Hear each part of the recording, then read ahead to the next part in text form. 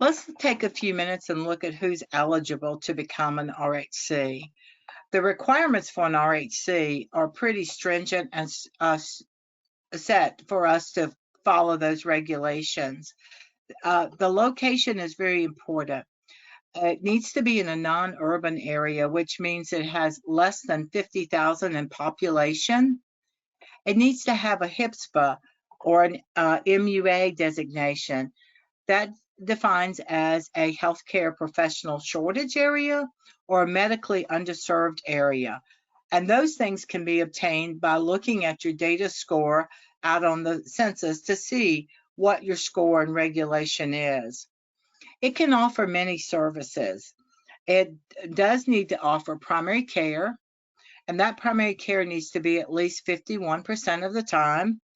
And it needs to order a series of routine diagnostic and lab services.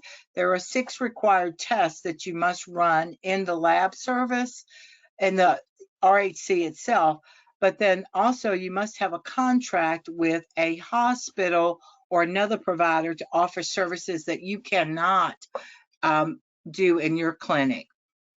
It has to be staffed by a physician and a non-physician provider at least 50% of the time.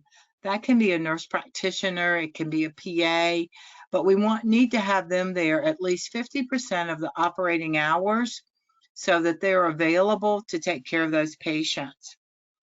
Another important factor in the RHC that makes it different and unique is the technology. We need to have a certified medical records. And basically what that means is we need a medical records that's organized, structured, and a way of charting for the physician to sign off, for orders to be written, and care to be delivered to the patient and documented appropriately.